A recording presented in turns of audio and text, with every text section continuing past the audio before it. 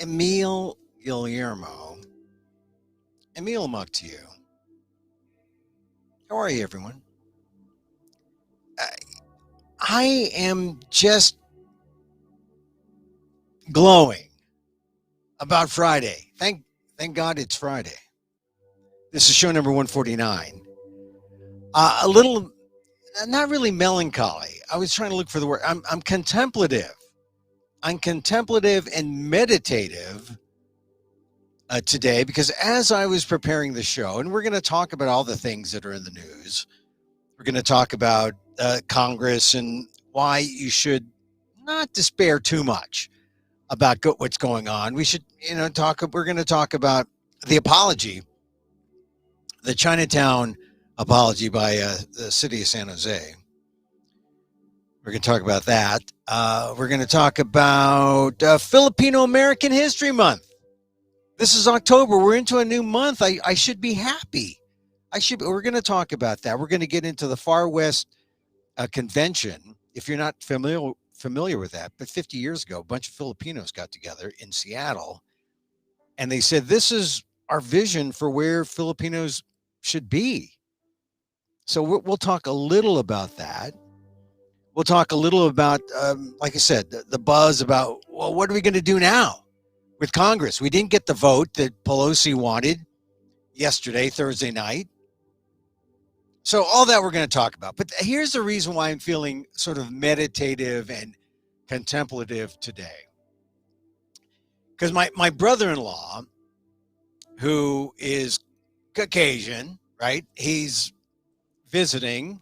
He's a conservative Caucasian. Now, that's not a bad thing. I embrace. I love conservative people.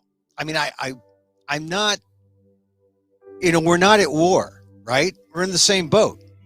And we always, when we talk, we lament the fact that why has it come to this point in our history where we're always at odds?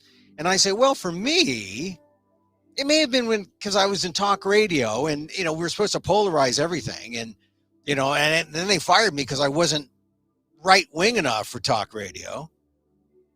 And then I said, well, maybe that's why I don't have any bitterness. That there was no bitterness in that statement. But actually, I really am interested in talking with conservatives, talking with people who disagree with me.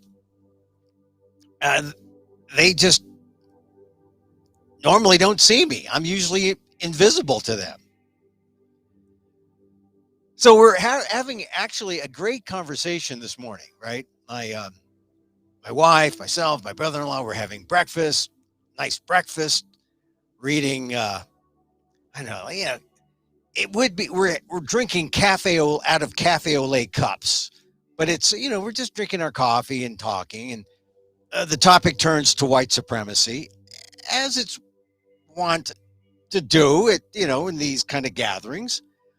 And, one person says, oh, well, I don't really think white supremacy is a problem. And I said, and I was reminded of a guy who on somewhere in the media made a big deal about, oh, there's no white supremacy here. There's no white. And I said, well, white supremacy is a consequence of white privilege, being defensive about the loss of white privilege. And then, and then that sort of graduates into a reaction, which is outright white supremacy. And some people are just outright from the beginning into white supremacy. But, forget about white supremacy, because that's really kind of an extreme thing. We're really talking about white privilege. And as we were getting into this conversation, there's this thump against, and it sounds like what happens, because we've heard it before, there's a thump, like a thwack, maybe a thwack, not a thump. We have a glass window above the front door. And it usually happens when a bird from the tree that's just outside the door gets a little giddy and says, new territory. He flies and thwap. And as soon as we heard it, we knew, oh, something's not right. Sure enough, it was a blue jay on its back, just struggling with the feathers, like all, flying about trying to figure out what to do. It had lost its sense of flight. And it was just on its back, stunned, like in a cartoon book. Like if Sylvester was going after Tweety Pie and Tweety Pie went into a glass wall and just like started seeing stars. And Tweety Pie was like on her back. And Sylvester didn't know what to do. Or maybe Sylvester went somewhere else, not thinking that Tweety Pie flew away. But there was this blue jay. It was kind of like, had stars in its eyes. And what else were we going to do? My wife, animal rights activist, me, erstwhile animal rights activist, vegan. Who are we going to call? The police? Hit and run? I mean, we thought, we got to call a wildlife agency. And sure enough, the closest one was like 30 minutes away. We thought, and they're not open for another hour because it's early in the morning. It's like 8 o'clock. And we thought, okay, no, we're going to call the vet. The vet, surely they have someone who knows birds. We lucked out. Our vet knew something about birds. We put the bird in a box and we kind of like kept it warm. And you could see the eyes were like trying to open up. It wasn't dead. It was just stunned. And we took the bird in the box, shoebox. We were careful that the bird, wasn't in a coma and then wakes up thinking it's a athletic shoe or something. But the bird is in the box. Take it to the vet. And there's a little hole, because athletic shoes have the shoe boxes have holes in them. And you could see its eyes poke out. We thought this bird was dead. We were going to euthanize this bird. But now here's this life, and you can see the eyes. The eyes of the bird were like, like full black, open. And it was like making noise. And sure enough, we took it to the vet. The vet is like playing with it because the claws of the blue jay were on my wife's sweater, and we had to try to extricate the bird. She checked out the bird. The bird was all right. She said, it looks like everything's functioning. It didn't break anything, didn't break a beak, a neck, a spine. The bird was alive. The bird was ready for life again. And I said, thank goodness we were about to euthanize this bird. Thank goodness that we had a little patience. Because the bird, what was the bird? The bird was in a tree in our front yard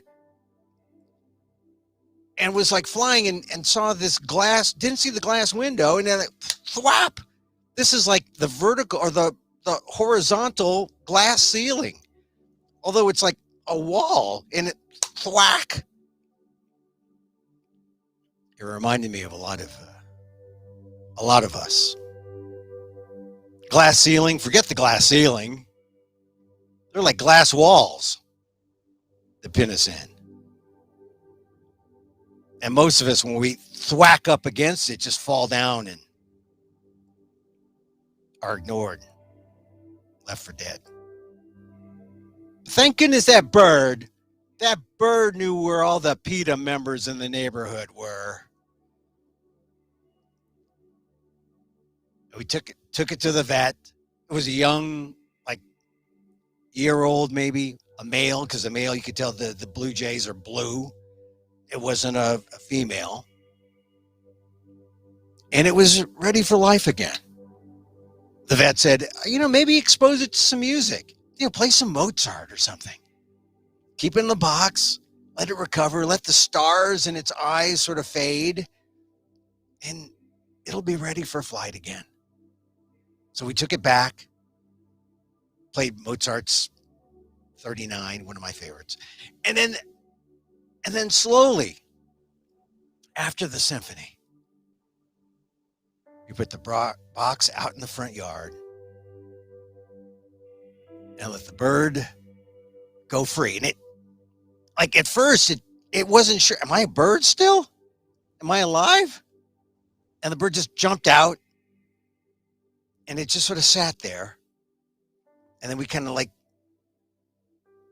goosed it a little bit, and it jumped out, and it hopped into the bush, and it just sat in the bush. I thought maybe, well, it's just being a bird.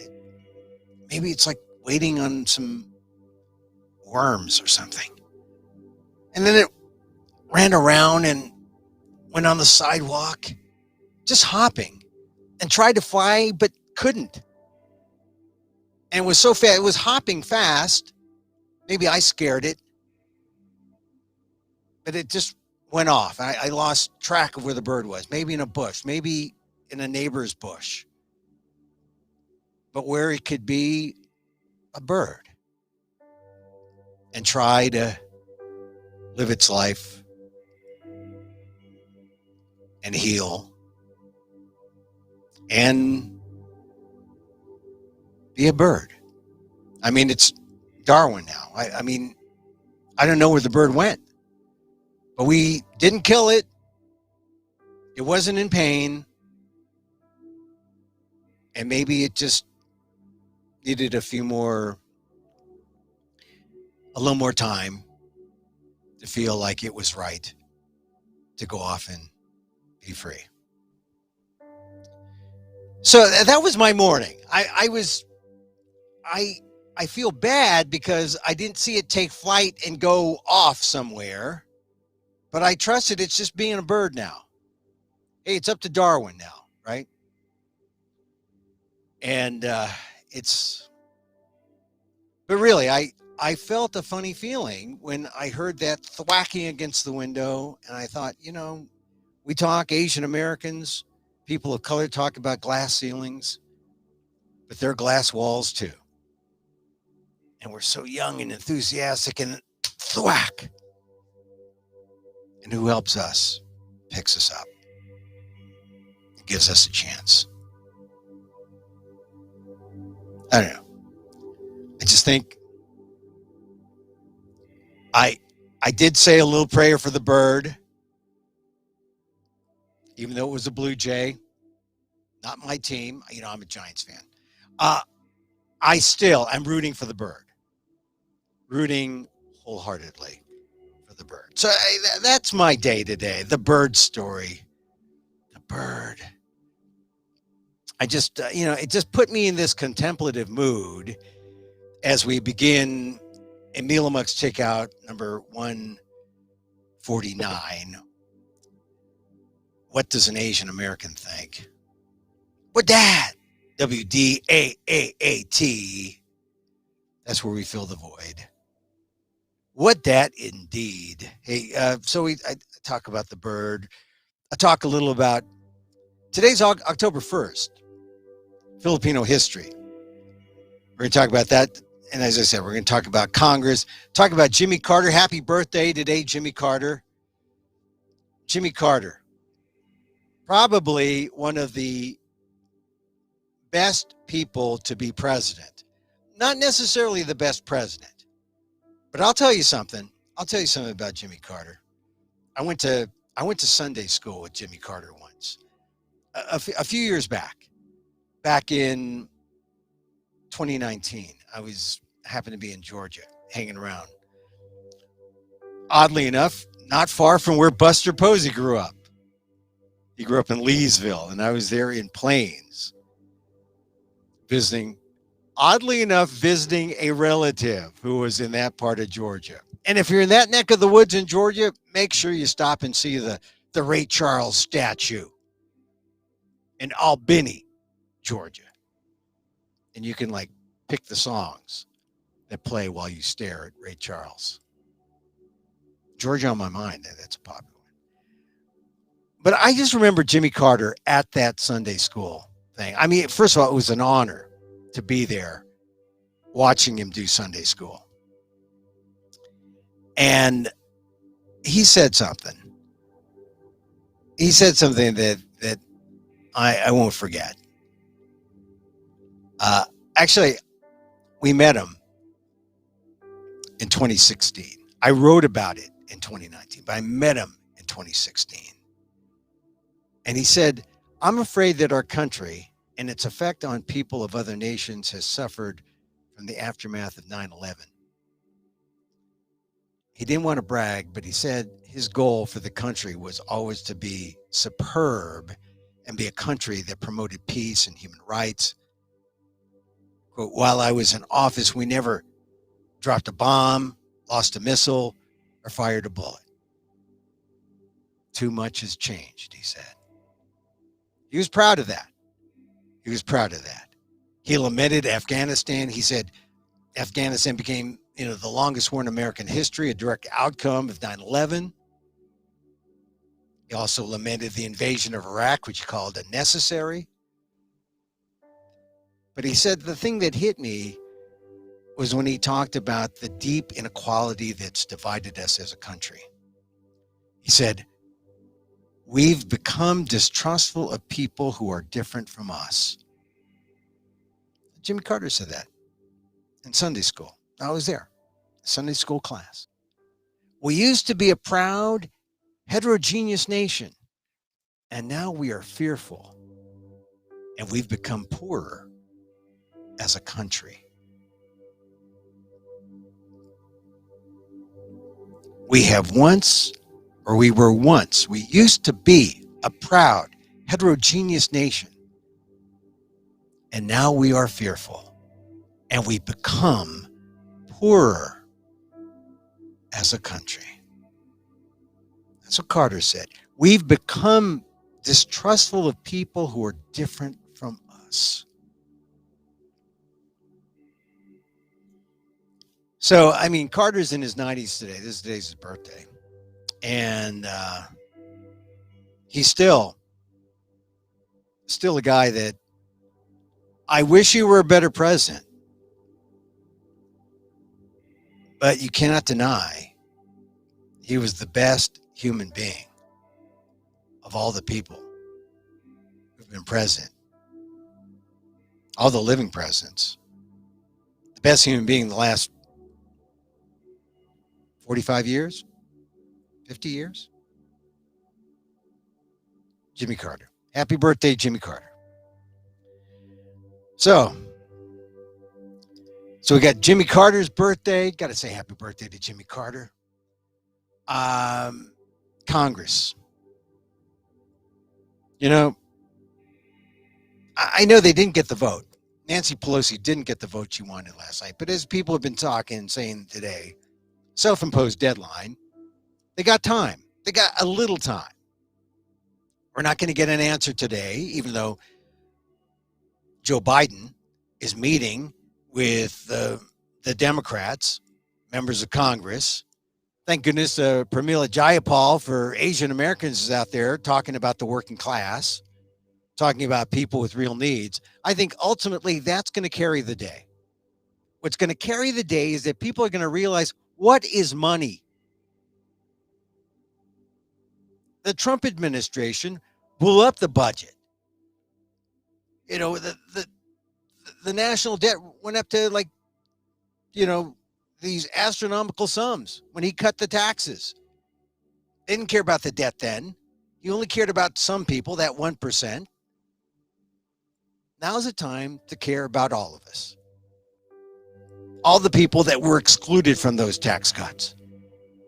Now's the time to take care of the infrastructure, hard and soft. The time has come to pay the piper. We want America to be great. This is how you do it. We want America to be the land of inequality.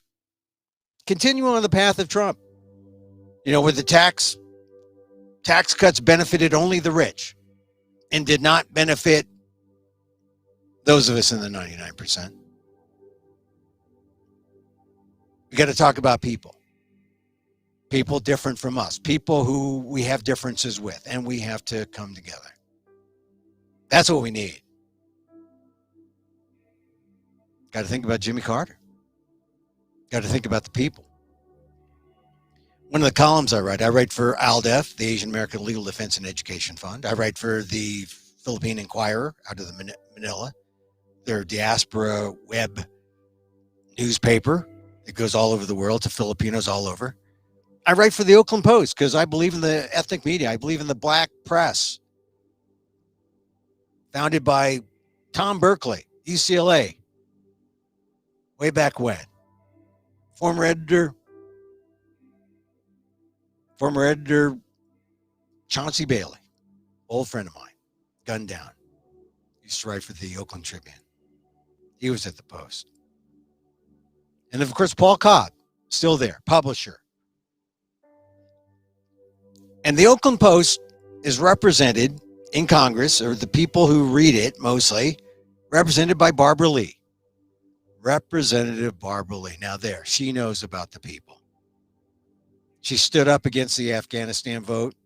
I'm talking about not recently. I'm talking about way back when they voted to go to war. She was the only vote that said no. We don't need a forever war. She was the original person who stood up next to the whole political body that said, let's go fight. She said no.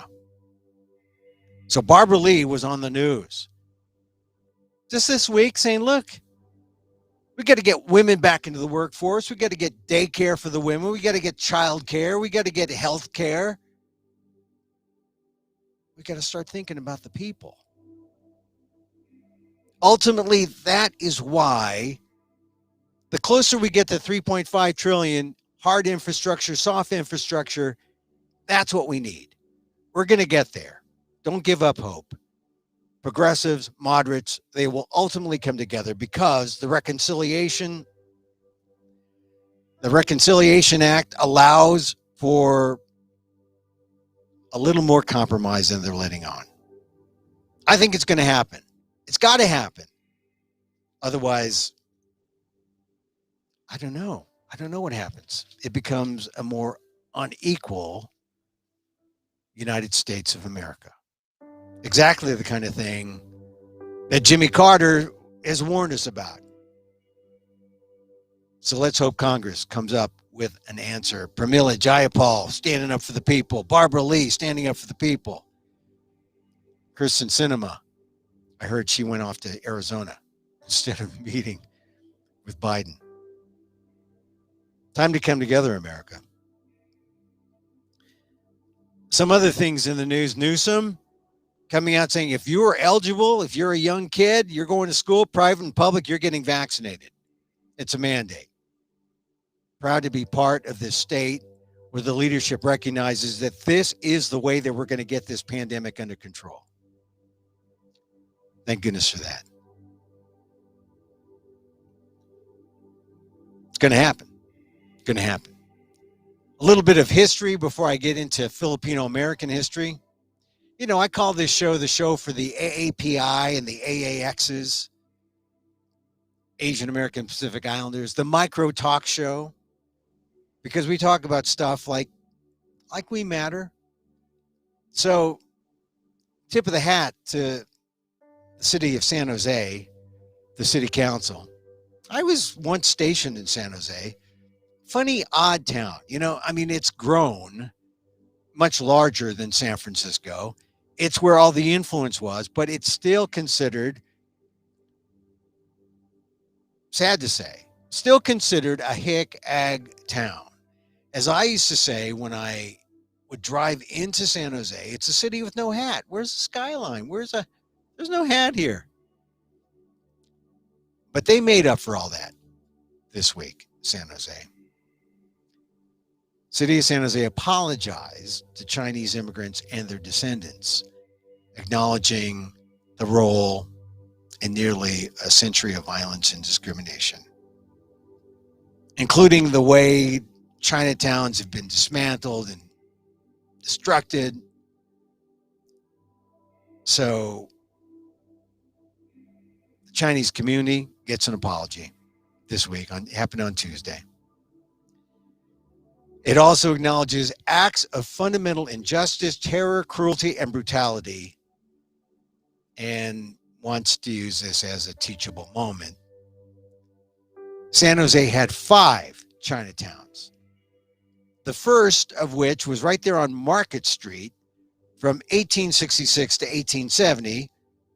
And the center was this center for agriculture. But then, of course, we had the Chinese Exclusion Act of 1882, anti-Asian laws, anti-Asian hate. And the beneficiaries of all that were their Asian brothers, like the Filipinos. Although, don't think we were treated any better, really. The Filipinos weren't. The Chinese, at least the Chinese were free. They were discriminated, they were excluded. But it's a separate kind of prison when you're colonized like the Filipinos. Still, a big day for Asian Americans in that area, San Jose. Of course, the mayor of San Jose, for a brief time, mayor was the Asian American politician, the granddaddy of Asian American politicians, Norm Mineta, right? 2 administrations in the cabinet, longtime congressman. He was Commerce Secretary under Clinton, Transportation Secretary under Bush.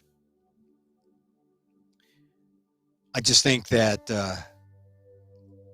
Norm would be, when he was the mayor of San Jose, I don't think anyone, well, he was going places. But it's funny how now the focus is on the Chinese, as it should be. And so the apology to the community and kudos to the city of San Jose for owning up to it. It's something that is being used throughout the state. So there was a resolution in Antioch, California. Antioch, they needed it, right? Antioch's the city where the young Filipino-American Navy veteran was killed when a policeman put his knee to the back of his neck. So they were in need of something good over there in Antioch. But expect more of this throughout the state. But congratulations to San Jose for stepping up there. All right, little Asian American history there about San Jose Chinatown. And I'll tell you, I knew a little about San Jose Chinatown because, the Filipinos had their little town sort of close to it, as I recall. I just thought San Jose was always so foreign to me because I was from San Francisco. But I had an uncle who lived down there. He drove us and was always like, oh, so far to get down to San Jose. And the weather was always so different, right? San Francisco was always freezing cold and San Jose was warm. Like, oh my God, I could wear shorts here. But, I didn't have any shorts because, I lived in cold, frigid San Francisco, the Arctic of the Bay Area. I didn't know to go to San Jose and wear shorts. All I know is that my uncle had a fig tree. And oh my God, when the figs were ripe, just sit under that tree and just strip it bare, eating figs. That was a memory. San Jose. I don't, it's so ag. I don't even remember a Chinatown, although he did take me to Filipino-town, my uncle. And I remember the Asian spots that we went to when we ate were usually on West San Carlos. Anyway, look for more apologies. This is really related to the awareness of Asian Americans and the awareness of our plight ever since Atlanta. I really think you've got to point to Atlanta and say, God, if it weren't for the Atlanta shootings where 6 Asian American women were killed, this awareness, this reckoning would not be taking place. So, of course, this week, that's when Robert Aaron Long went from Cherokee County, where he did the first part of his shootouts, to Fulton County, where is Atlanta proper. And he entered a not guilty plea. So he was guilty for the shootings in Cherokee County to the north. After he shot them up in guilty of 4, and he's already sentenced. He's going to get 4 life sentences, plus an extra 35 years or so. He pled. He's getting, life without possibility of parole. And now he goes to Fulton County this week and he pleads not guilty to these other 4 murders. I don't know what he's going to say. Is he going to say, well, I was sane when I killed those 4 up in Cherokee County. Then I drove down to Atlanta and then I went crazy. So just get me on the 4. Don't get me on 8. Which kind of reminds me of when I talked to a murderer, an alleged murderer. I was in Dallas. I happened to be in an elevator with a guy who, the MOs, they compare MOs in different cities. So if a guy is arrested in one city, they take him to other cities around the area in Dallas to different departments to see which MOs match up. Maybe he didn't just rape 4 older white women in their 80s. Maybe it was other similar crimes. And they were trying to get this guy for 4 and then add on maybe an additional 11. And I happened to be in an elevator with him. And he said, well, I didn't rape 11 women, just those 4. He wasn't the smartest guy. But he's in the Hall of Shame among criminal rapists in Texas history in the Dallas area. Well, Robert Aaron Long, we're not going to forget.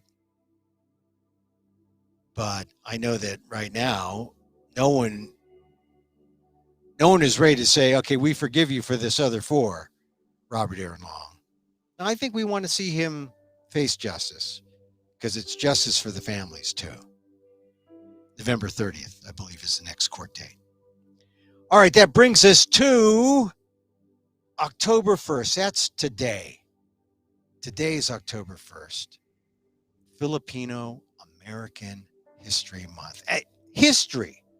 As my friend, the late Don Mabalan, historian, author of the book, Little Manilas in the Heart, said, it's history, not heritage. Heritage is like all these other things. Heritage is what you inherit.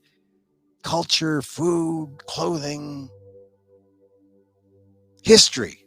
These are the facts. These are the things that happened. But oddly enough, isn't it true? We inherit the history too, good and bad. So History Month. Why is it in October? I'll tell you why.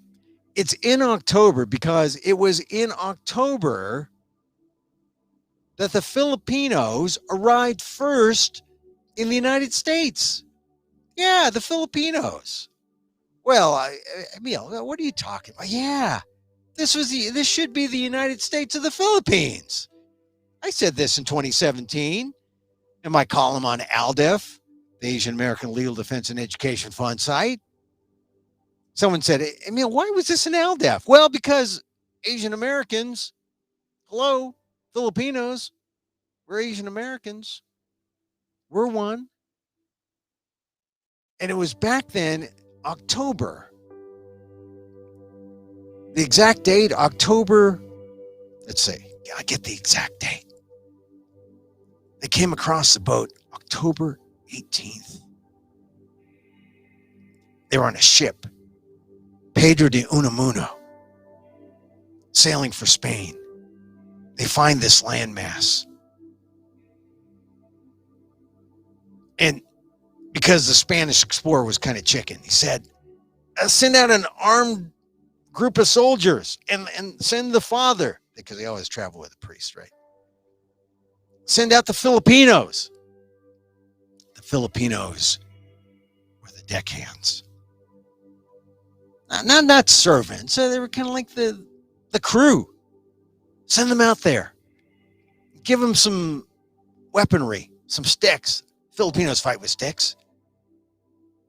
And let them, go out there with the cross and sticks. They had swords and shields, apparently. A couple Filipinos.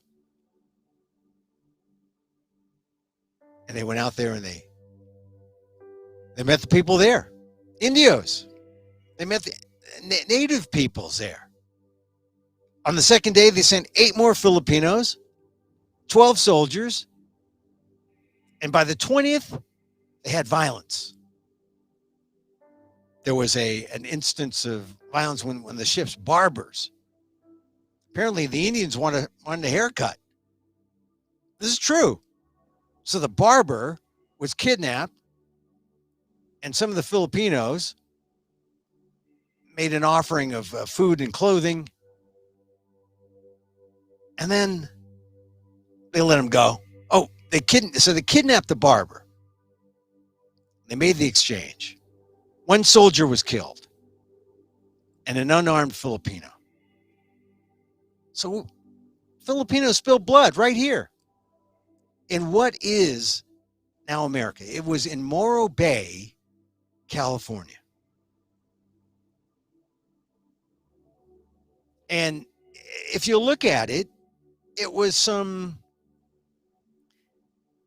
let's see, got to do the math here. It was before Jamestown. It was before Plymouth Rock. 1587. That's when the Filipinos came. They were here. And of course, like all these other, was it a conquest? No, they just happened to be here. They were first, though. That's got to count for something. Spain claimed the land, but the Filipinos stepped foot first. And that's it's one of the reasons why October is Filipino-American History Month. Not the only reason. I mean, Larry Itliong's birthday is on October later on in the month. There's going to be a big thing celebrating the merger of the labor movement and the civil rights movement, when Larry Itliong and the Filipino strikers were able to convince Cesar Chavez to join forces, bring the Mexican-American workers and form the United Farm Workers, and try to get $1.40 for farm workers in California. The Delano Grape Strike, 1965. But Larry Itliong's birthday is in October. And then what do you know? Hey, my birthday's in October too. But that's not why we have Filipino-American History Month in October. Now, there's going to be some celebrations this whole month. Filipino-American History Month was started by the good people at FONS, the Filipino-American National Historical Society. And they're having a big thing over the weekend online. Go to my Facebook page. I put something up there. It's a 2-day event, 3 p.m. Pacific, Saturday and Sunday. Just a discussion about young Filipinos, how they got together in 1971. This was supposed to be, right? I mean, it's the 50th year, right? It's the 50th anniversary. And this is the theme of this year for FONS, the Filipino-American National Historical Society. And it's going to dovetail with its convention onto next year. But people who were there at the 1971 conference are going to get together on Saturday and talk a little bit on Sunday when I will moderate the discussion. And I'm going to also open it up to people who weren't there at the first one in 1971 and talk about, well, what happened? I mean, I don't want to just talk about the actual day 50 years ago when the Young Filipino People's Far West Conference took place, what their hopes and dreams were and what happened then. Pretty much that'll take place on Saturday with Dorothy Cordova, who's the president and founder of FONS. They'll have that conversation. The conversation I want to have on Sunday will begin with that. But where I want to go with that is the evolution of the Filipino-American dream. What were our hopes that would happen after 71, in 72, 73, 74, 84, 94, 2004? And what happened? Did it stall? Did it break down? How do we assess how well or how poorly we did? And then on Sunday, I want to talk even further about not bring the past into the present, but bring the past into the present and then onto the future to figure out, okay, here we are. In 1971, I was a young man. And in 2021, I have the hair of a young man, but I am not a young man. So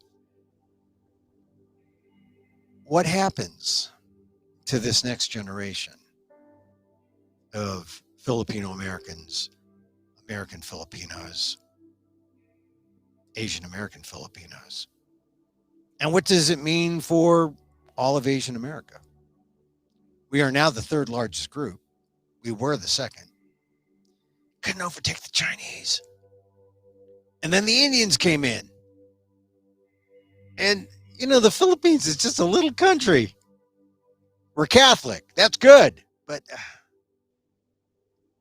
throw away your contraception. No, I mean, it just didn't work. I don't know.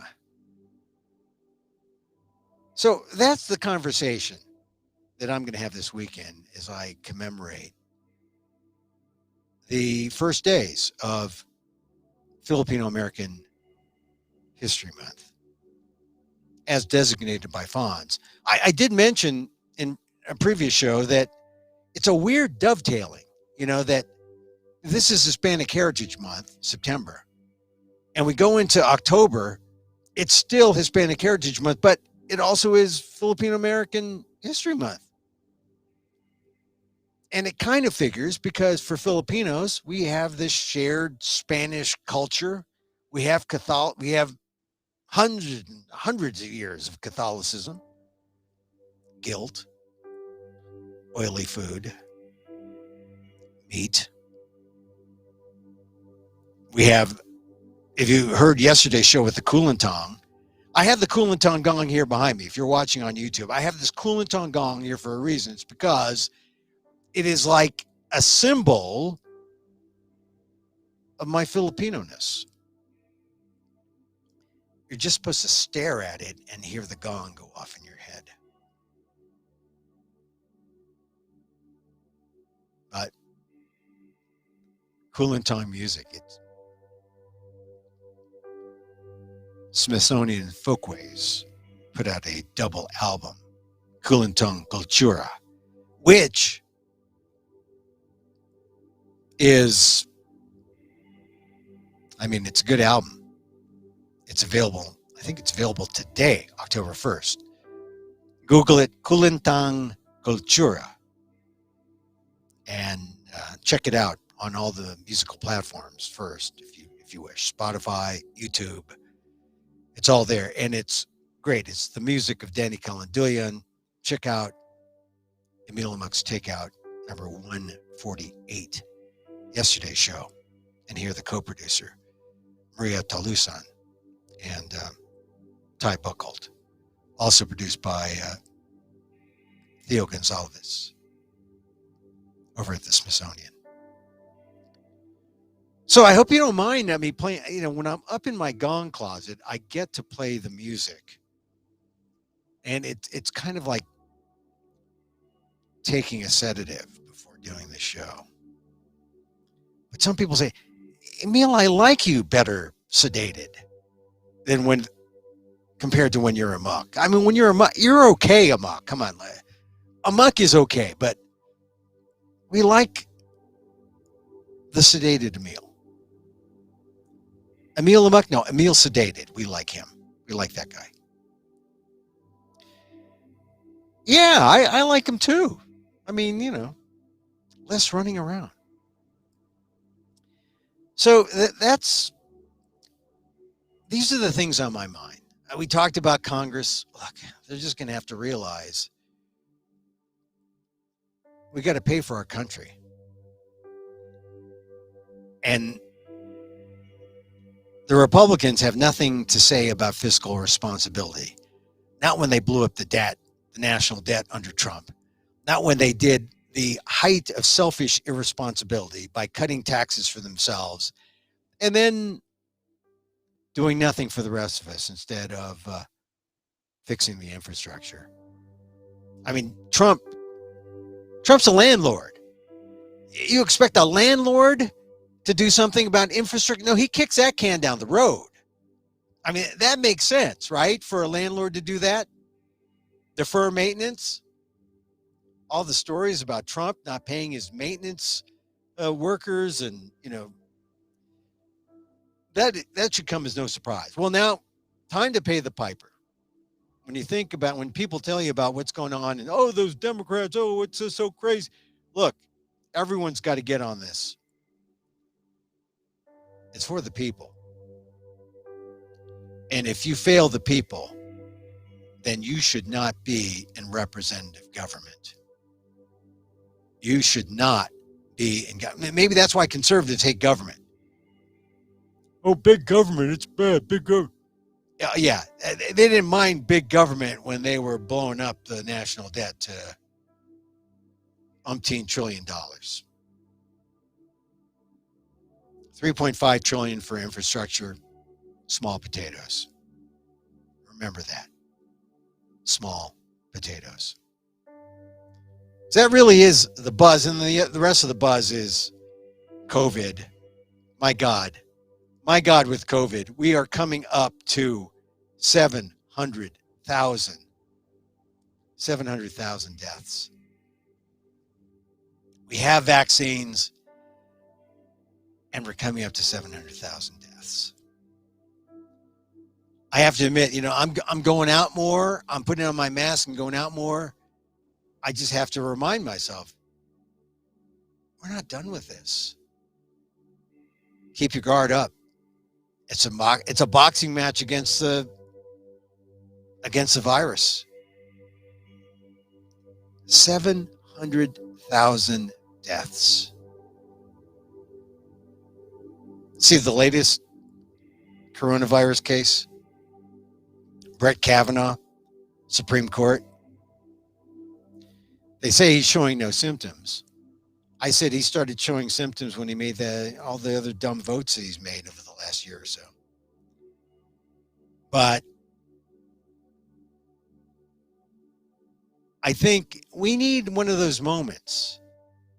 Like it came up not long ago in conversation.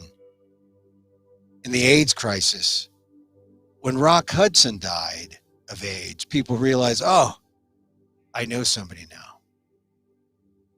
We need conservatives and anti-vaxxers who are elected. We need more of them, prominent ones,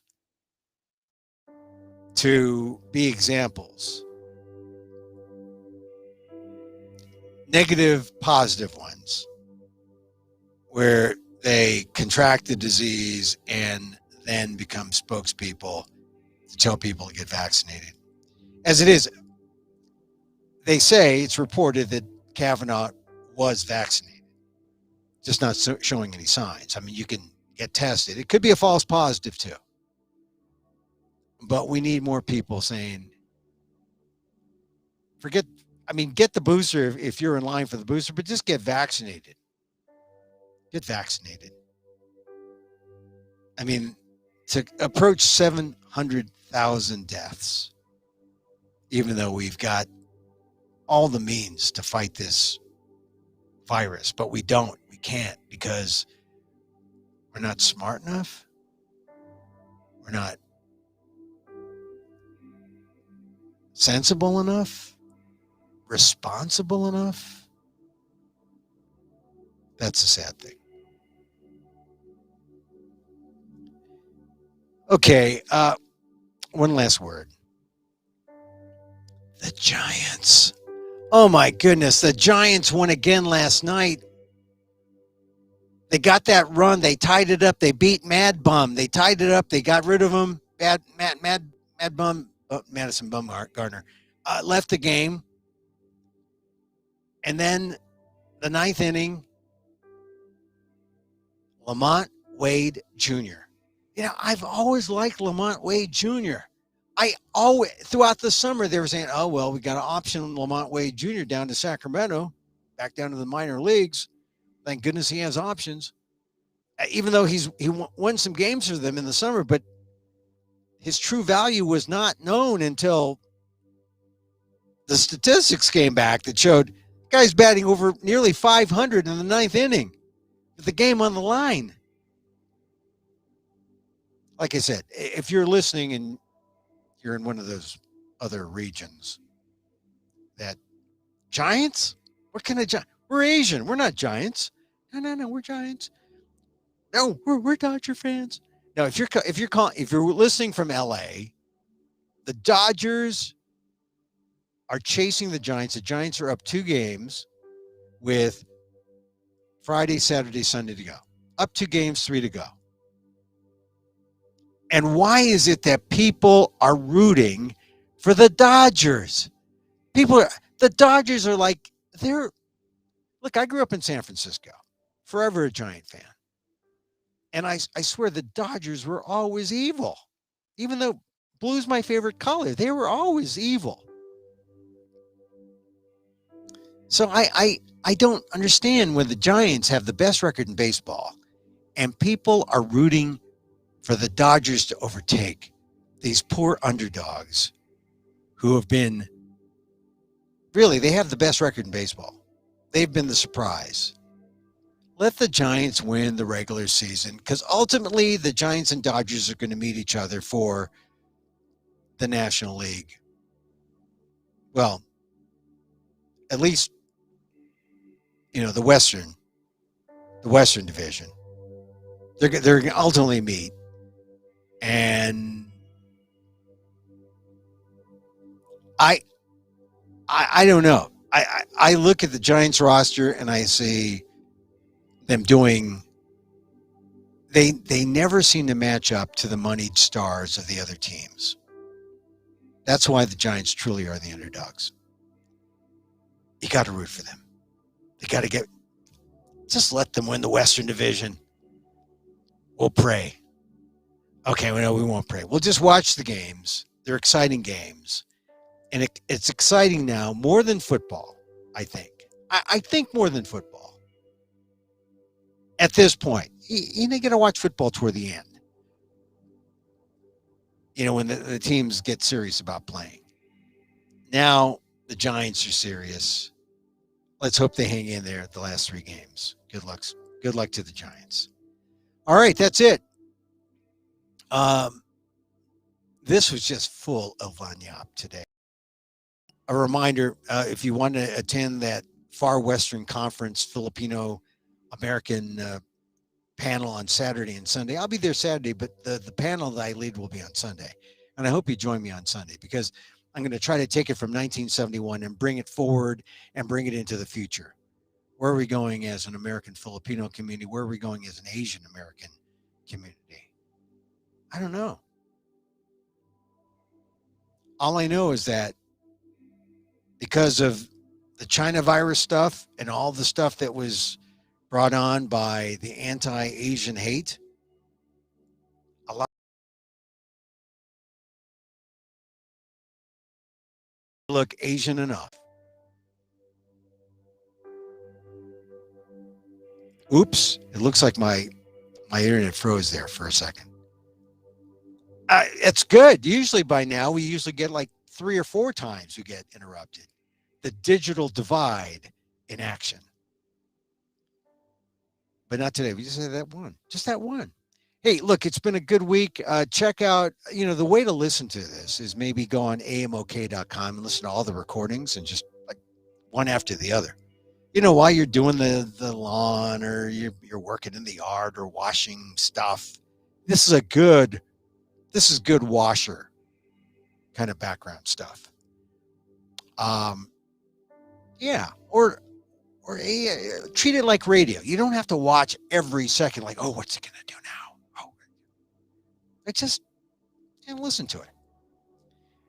My friend said, oh, yeah, we don't bother looking at you, Emil. We just listen. And says, oh, yeah, that white sounding guy. Coming up next week, we'll talk about the weekend.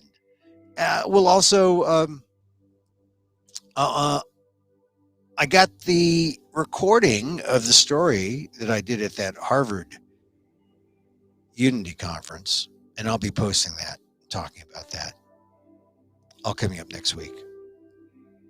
The first week, real week of Filipino-American History Month. If you lasted this long, thank you very much for listening. This is the real lanyap. The real lanyap is to come this far and to say, Emil, I made it. I made it this far with you. Thank goodness. Thank you. Thank you. And there's no shame in that. There's no shame at all. Just pat yourself on the back. You're worth it. Shame-free. Walk through that door. You're worth it. May you live in safety. May you live in health. May your life be happy. May you live with ease. Emil Amok here. Till next time. Mahal Kita.